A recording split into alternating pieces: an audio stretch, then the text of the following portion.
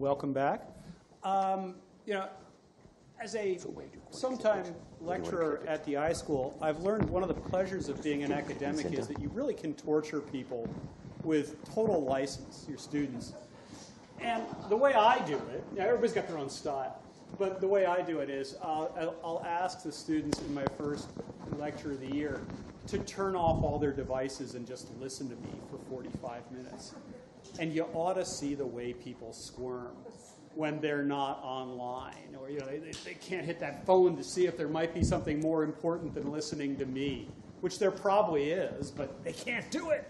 The point of that is to let the information sort of pass through them and percolate for a while before they go check something else. But it's also for the experience firsthand of seeing how radically the mindset of people has changed. That kind of urgency about new information that was latent becomes manifest as we carry these devices. And that's a very vivid slice of something that's much more widespread, which is the change in mindset caused by new technology that is pervasive and powerful. Now, this has happened before, and typically when it is powerful, it plays on your identity, your sense of self, and this has to do with the age-old dichotomy of what makes up identity. How do you see the world, and how does the world see you, and how do you resolve that kind of tension that's ongoing? In the case of new technologies, this is typically a kind of internal experience of writing blogs or communicating outward or digesting what people are saying about you, and the external experience of being tagged and watched and having people look at you and refer to you or tell you other things you might like and being seen that way, and getting messages that are highly personal but also manufactured from other people that are all going into your sense of who you are in the world and how dynamic your life has become. This kind of urgency about self is a very highly tweaked element of our new life. Now, I say all this as a way of introducing Andreas Weigend, who's going to speak about the art of social data, because he has been thinking about and working in the meaning of social data and the effect of social data on the consumer mindset and broadly on the human mindset for some years, originally as chief scientist at Amazon, a lecturer at Stanford, the most peripatetic man I have ever met. You're frequently in a country for 2 weeks and then in 6 other time zones for 2 other weeks. And he's landed in Cal today to speak about the art of social data and a few hard rules he has discovered around how best to work with this. So, with no further ado, Andreas. Quentin, thank you so much. Ladies and gentlemen, it is an honor for me to be here. And I want to start with us reflecting. It's been 8 years since Facebook started. How Facebook has changed the way 1 billion people think about who they are. How Amazon.com has changed the way 1 billion people buy things. And of course, how Google has changed the way 1 billion people think about information. So that in just a few years, in what Jeff Bezos would call a blip in history. My goal, whether it's my goal in teaching, my goal when I was at Amazon or when I work with companies, is to help people make better decisions based on data. So I want to first start here thanking Anno for inviting me to give a talk here and for also telling you the 4 things I'm going to do, which happen to be the same 4 ingredients at what I'll do this fall in the course which we call the Social Data Revolution in the School of Information. First, I'll tell you what actually social data is. Second, I will talk about the 4 C's of social data. Third, I will talk about identity. And fourth, I will talk about monetization. I hope we'll have some time for questions, and if something is urgent, do interrupt me in the middle. I think I have enough flux, enough chance to actually adjust things so they're the right thing for you. And I'll then summarize everything in the 8 rules for social data. My perspective is that of consumers, of end users, individuals.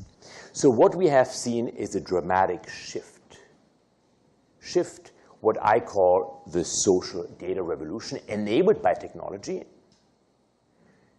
but also the technology is then driven by 1 billion people using it. So I'm interested in that cycle. And specifically here, I'm interested in how this irreversible mindset shift has happened in what we do, how we relate. I mean, Facebook, think about how relationships are shaped, how our very notion of what a friend is has changed, and ultimately about who we are. I want to contrast my view with some of the things which we have heard yesterday in the morning today. Think about this amazing company called Path Intelligence, Bryce talked about. To remind you, your mobile phone emits all the time where you are, because otherwise how could your friends reach you? And they just sniff that digital exhaust. And based on that, help, for instance, stores understand how consumers move around. There's a company in Palo Alto called Euclid Systems, which does the same for smartphones only by looking at the MAC address your phone emits. So in most cases like those, it is that the store owner can do experiments, just as we know it from the online world, but the consumer doesn't really do much here. In contrast, I want to talk here about the data individuals create and share. How that has changed and how that is changing, in my perspective, how that really is pretty much the only exponential technology which we have right now. So it is not only that individuals do this among individuals, peer-to-peer, but of course it also applies to them as they are organizations. It has a huge effect, look at Eric here, on the future of work, reputation, social capital. But I'm going to focus now on data. All right. So here's an example. This, I didn't do much besides pushing a button and allowing Google Latitude to be precise, to collect those data.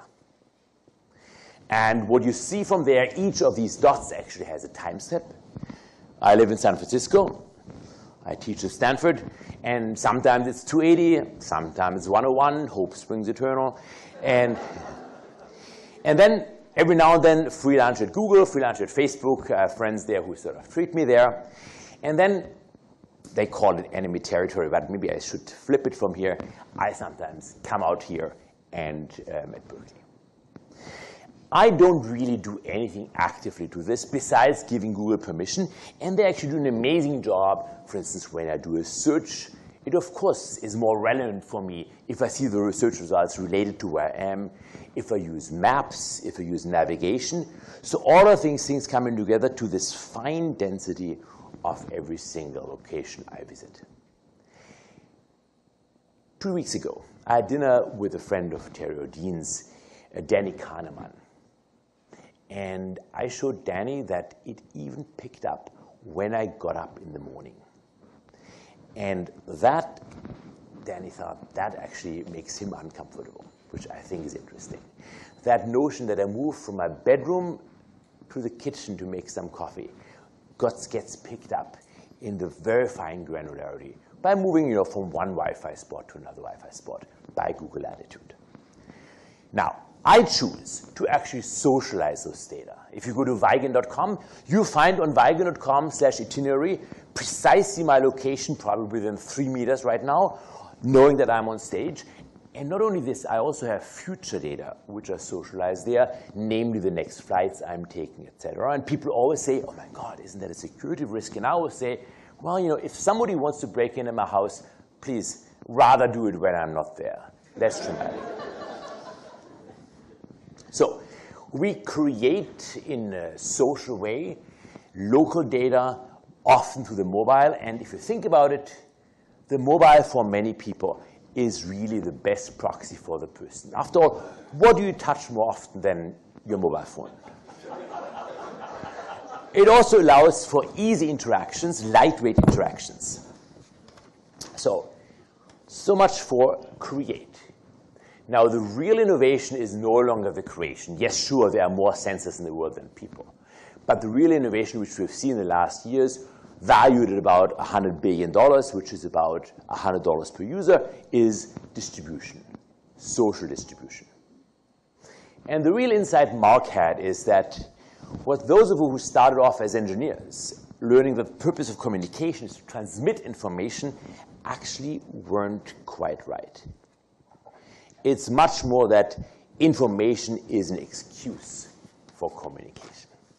That's, for a school of information, a pretty important thing to think about. So we talked about the creation, the distribution, and the consumption, and particularly for consumption, of course, geolocation is an important element. Now, I hope that this introduction made the difference between social data and social media. Some of you, I know, work in social media here, made it clear that it's not about publishing media about yourself, but if we will, it's about the underlying layer, the deeper layer of the data we create and share. Both the data like geolocation and also the data about connections between people, the social graph. Now, if I once thought about how would I structure this, I want to offer you here in part 2 of the talk the framework of the 4 C's.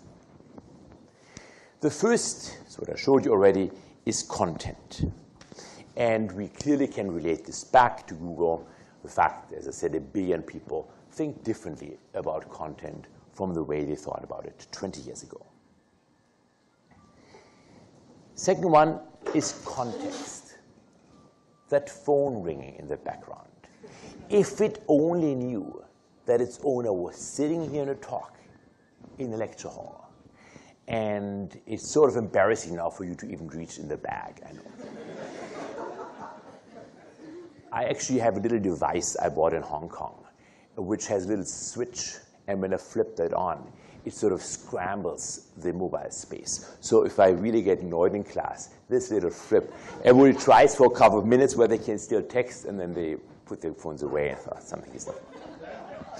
So context comes in a number of flavors. There is the socio-context, the social context, who we are connected, like who was that person who actually was giving you a call. But then, of course, there is the context of the geolocation where you are, and the context about that in this room right now, it's mainly me speaking and you giving me your attention. The next C is the C of connection. So we have content, context, needing sensors, etc., helping us digest the content. Connection, meaning for me the connection with 2 people. I don't mean sort of a deep psychological connection, but just simply this asymmetrical thing that we might be connected, or we are connected via Dave Rumelhart, which would be indirect connections. And then finally, I think the last C is, in this customer-centric view, is that of conversation. So when I work with companies, we all sort of check which of those 4 C's are present in the product. And it turns out that if the product actually allows for people to connect and allows actually for richer conversations, this product is much more likely to be successful than if one of the 4 C's is missing. 2000, I think, when the Clue Train Manifesto came out, Doc Searles, Dave Weinberg, and the others said, markets are conversations. I think we have reached a stage where conversations have become markets. In the following sense, that you and your friend are having a conversation, say, via email. Gmail helps you actually to make a market out of that. Or you're commenting on somebody's post on Facebook. Facebook allows you to actually make a marketplace of that. Now, these are local markets. These are no longer global markets, and the implications of that onto reputation, social capital, something I'm very interested in, onto the future of work are huge. But before we go into the future, I will going to go back into the dark ages, into the past, and talk about the third part of my talk, identity. Specifically, the dark ages of the Stasi in East Germany. This here is the cover sheet of the folder the Stasi had about me. And still, until '89, they carefully updated my whereabouts. In a world where the only exponential technology is data, that was clearly not tenable. And for me, I think one of the main reasons that Eastern Bloc actually collapsed was that that notion that they wanted to control the information simply was not possible if you have an exponential number of people of the population, exponential number of people who actually would be in charge of observing what the rest of the people are doing. So the Stasi had about 250,000 people working for them at the end of East Germany. How about the 80s? Then the 90s, you know that cartoon from the New Yorker. On the internet, nobody knows your dog. Slight change. In 2012, on the internet, everybody knows your dog. So what we are seeing with social data is a shift in identity. In the past, our identity was given through attributes. German guy, blue eyes, etc. And that often is good enough, and many governments still operate that way. Like, I was in Shanghai, that's where I met Anno actually, and visa and my passport. And for the Chinese, we white guys all look the same. So pay attributes, somebody between 30 and 60, done. On the other hand, if they looked at my relationships, if they grabbed my Facebook, my ID, my password, within, I think, a few interactions, my friends would know that it isn't me. My Twitter account was hacked, and I think within like 5 tweets, within an hour lapse time, I get a couple of calls from people saying, hey, Andreas, just to let you know, you need to change your Twitter password. So Reid Hoffman, founder of LinkedIn, deeply thinks about identity and makes the point that it's not only who you know, but it's who they know. That, again, in this future of work world we live in, it truly is about the connections and the understanding, the social capital, who we can hit up for something, which actually makes a difference. Now, I want to give a simple example here from marketing. And I taught at Haas maybe 4 years ago, 3 years ago, a course on marketing in Web 2.0, where we had a whole semester digging in, trying to understand how can we use social data in the marketing department. And one of the examples I use is here from AT&T, where they had a new phone product and tried to figure out how to market this. Now, you know that AT&T, Bell Labs, is where the best statisticians in the world hang out. So we really know that those guys know their work. So they did segmentation, traditional segmentation, based on demographics, psychographics, loyalty data, etc. And a former colleague of mine at NYU said, let's just compare this to something super simple, namely to the social graph, i.e. to the connections between people. Who calls whom? So if Terry calls me and I buy a product, AT&T suggests to him, that might be an interesting product for you, or increases the probability of suggesting it to him. Remember old palm phone? So now the question is, how do these things work? And in this comparison, it was done in a very clean way. What do you think, which of the two works better?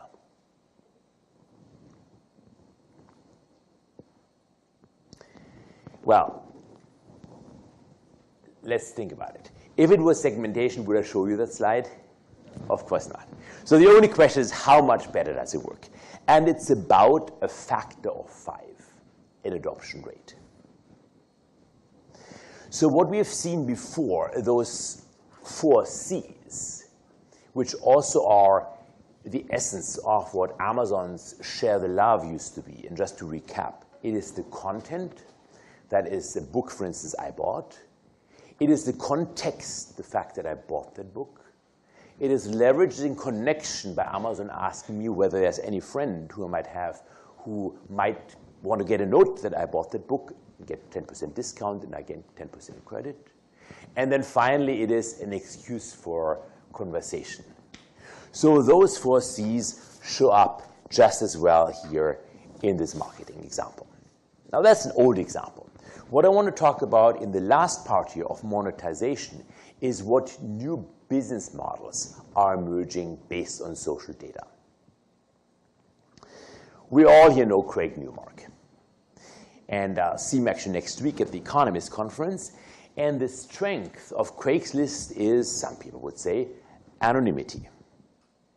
For instance, I was in Vegas last week, and I've heard that the pimps control their prostitutes with their SIM cards. And beyond that, you can call me Clara or Juanita or whatever it is. Now, that is Craigslist, built in the 90s. Here are 3 examples, and I just started in the alphabet, of social business models that use social data. The first one is Airbnb. San Francisco-based. The idea is that if I have a spare bedroom, which I'm willing to rent out to act as a host, and somebody else visits San Francisco and is interested in renting a room from somebody, rather than anonymizing it, as hotels do that. They claim that they know you, but whoever believes that, I think, is a fool. Rather than anonymizing it, Airbnb embraces the social data people create. So it says, well, Andreas Weigend has this room, that's him, and this is his Facebook profile. This is, even if he wants to create more, his profile on Airbnb, and those are people who stayed with him in the past. Transparency. For me, too. It is not just some random person showing up, but that person, I can look at their profile, and I can get a much better feeling about, well, do I want them around my house for a couple of days? That is pretty radical. It was not possible before.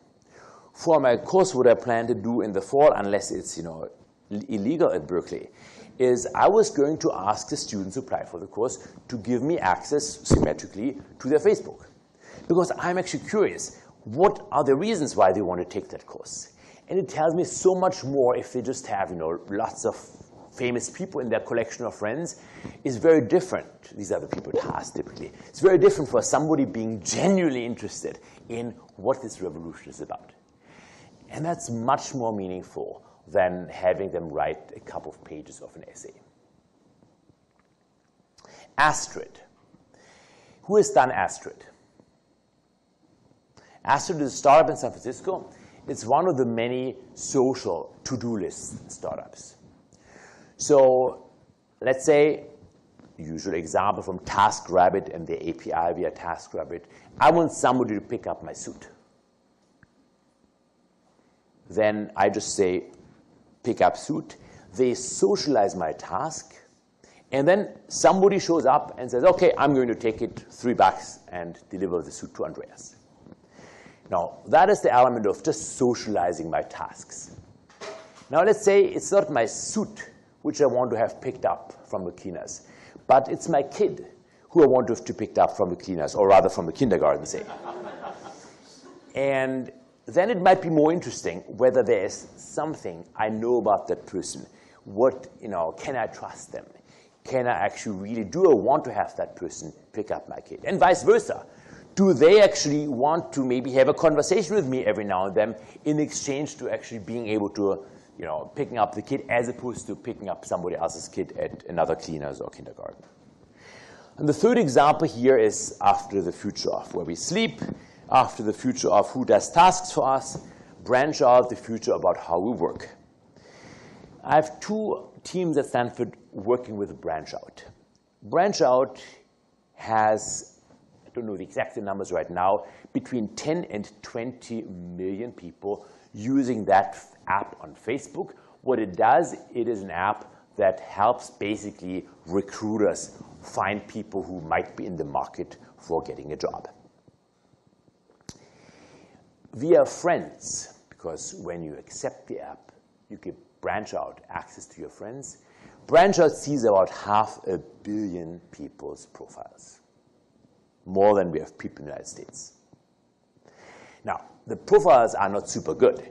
I mean, for instance, I have a super lousy profile there about what I do and what I'm interested in. But by understanding the social graph, we can infer that, you know, if he's a professor and she's a professor and he's a professor and one of them has these skills, the other one has those skills, we can sort of have a probabilistic model and help that recruiter then figure out whether that professor or that developer at Google is somebody you should be going after. So all I want to say here is that in these 3 examples of where we sleep, we of course have who we sleep with, the dating sites, which is a pretty obvious one, where we sleep, what task we have done, and what we are doing for other people. In these 3 examples, we see that social business models make a big difference. So it's not just about talking about the stuff. What I typically do is work with companies, and these questions like, imagine you had all the data of the world. What would you do to delight your customers?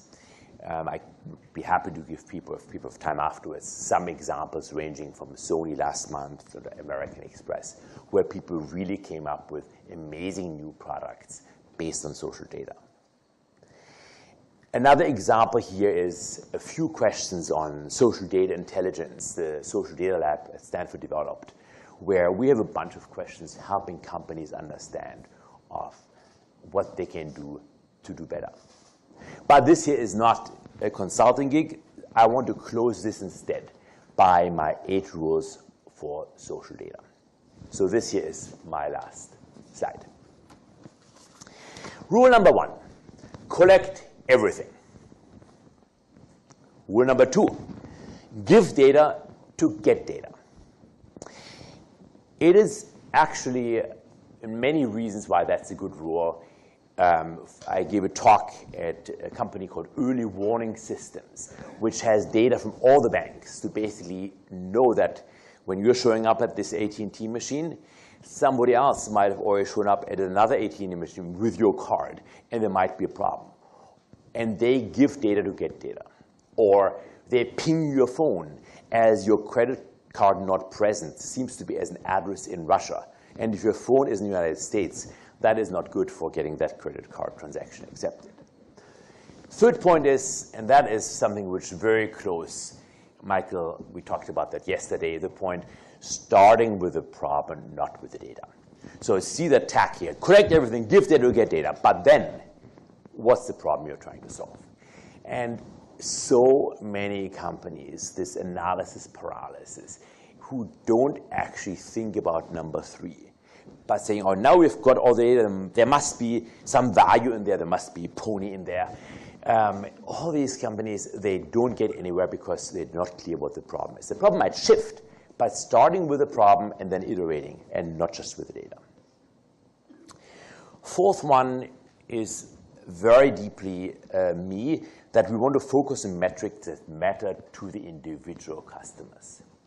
Example from Amazon is the call center. When you call, traditionally, each call is in some balance sheet, whatever, $10 for the company. Not so at Amazon. If you call and have your problem resolved, it's actually a good thing for Amazon, because you'll tell people, wow, they actually have phones there, and I asked to have my iPad shipped. They said, oh, so sorry, they shipped me 2 instead. Amazing. But if you have to call a second time for the same thing, then the cost is way more than 2 times $10, because at that stage, you're pissed off. So putting these things into equations that embody, embrace really the word from the customer perspective is so important. Another example is shipment, for instance. I worked in January with a company in Germany which does mainly distance retail. And asked a simple question, Christmas last year, Germany, Christmas is like you have the 4th of July where you grill. Germans have Christmas Day where they have Christmas trees, and under the Christmas trees there tend to be presents. And asked, so how many of the people you promised that they would ship it by the 24th actually got it by the 24th? It turned out 37%. So I was not surprised about this huge social media problem they had. Think about it, 60-something% of Germans, Christmas trees empty. So that is a customer perspective, as opposed to having it from a company perspective and tell you the average ship rate of things. 5, drop irrelevant constraints. I think the older I get, the more I realize just how smart the people were before us. And they did an amazing job in engineering around the constraints their times had. Now, in the last half hour, this talk about social data, what I wanted to get clear to you is that many of these constraints we used to have, we don't have anymore. So dropping constraints that are no more relevant is, I think, very, very important in strategy discussions to realize. 6 is embracing transparency, symmetry, building business models that actually make money because of symmetry and not because of asymmetry. The 7th one is Jeff Bezos' point. He always says to make it trivially easy for people to contribute, think reviews. I would like to add to connect, to collaborate. And then the last one is here, let people do what people are good at, and computers what computers are good at. That's what I wanted to share with you. There is a little bit more information here. And when I was thinking about how I can actually do a job in helping people understand what decisions they need to make, individuals understand, I realized it's not by writing another paper, but maybe it is by making a film. So I'm working with a couple of people, and this is the question Anno formulated 3 weeks ago at the information session. The whole thing started. The question about what is one social data experience that had the greatest impact on your life? So in the couple of talks I had since, I already have 150 responses from people who tell me just amazing things, how their estranged child got back because they reconnected with them on Facebook, or how they found their partner, that's a pretty common one, or how they dumped their partner given some of the pictures they were in, etc. So if somebody has some ideas, wants to talk to me, I'm here for the rest of the day. I now would like to welcome any questions you have, any feedback, whatever you have. But first of all, thank you for your attention.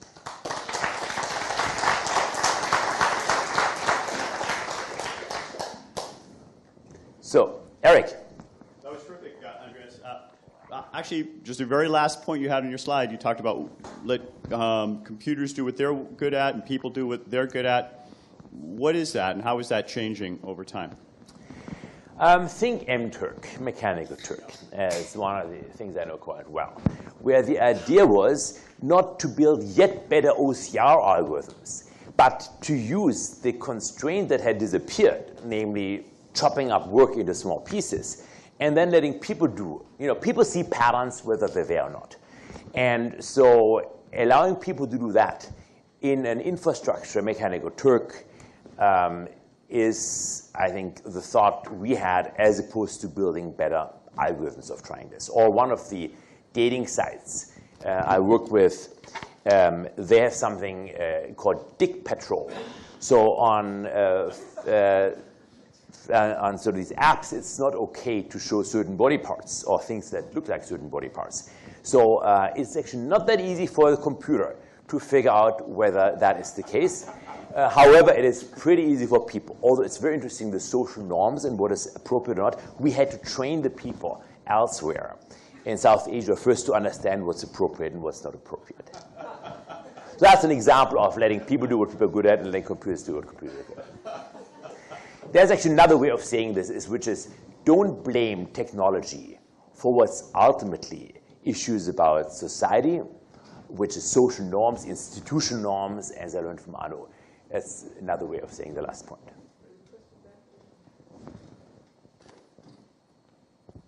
Hi, Andreas. Hey. So when are we going to have our own social graph? Because you highlighted 3, like Craigslist, and this is like the alphabet. I'm assuming there's like another 26 for each letter of the alphabet, social things. And you know what? I really don't want to log into Facebook to log into those things, because A, I left Facebook, and B, where's my copy of my graph relative to this particular social context? Like, is it going to happen? I think it's going to happen, but do you think it's going to happen? I learned from my roommate Barney Pell that there are 3 things, Andreas, you need to know about people. They are lazy, horny, and greedy. So I think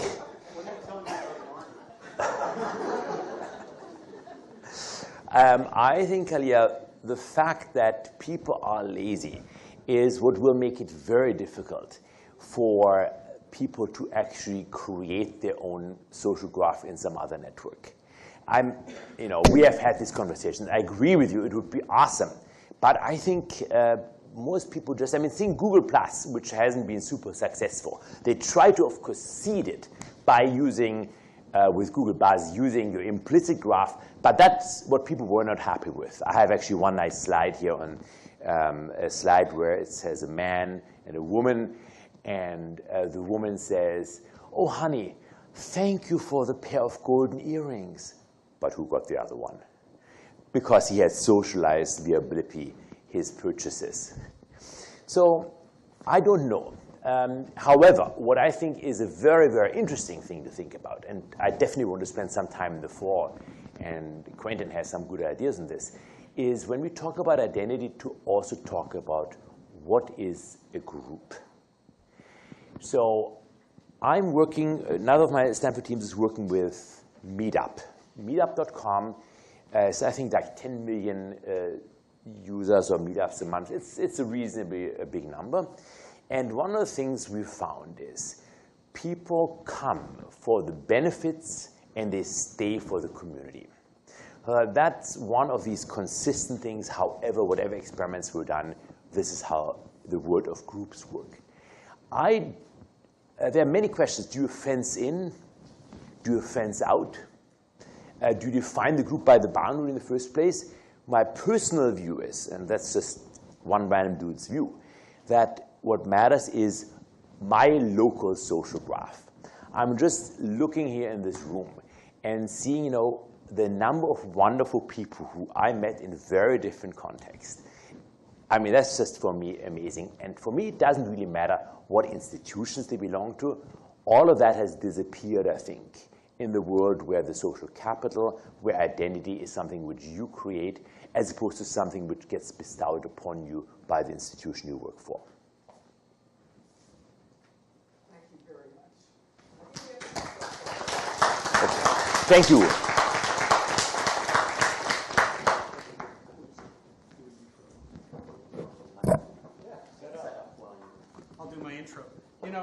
I want to thank you for humanizing that, but the real way to put it is not, on the internet, everybody knows you're a dog. On the internet, everybody knows you have dog attributes and dog relationships. They never conclude you're a dog. It was like we were saying with Gil earlier. In this world, truth is kind of asymptotic. It's a series of relationships. It's a series of experiences, points of view in relationship, that lead to some assumption about a fact or a truth. But this is why I like talking to you, because we come to these philosophical moments, just writing them down as we're going. Truth is now a sum of experiences, relationships, and points of view, but subject to change if new data comes into the mix. And so truth is kind of stated, which also, speaks to a kind of age-old dilemma about whether the world exists in our own minds or whether we're the product of what the world is saying. And this comes down decisively on we are the product of what the world is doing with our behavior.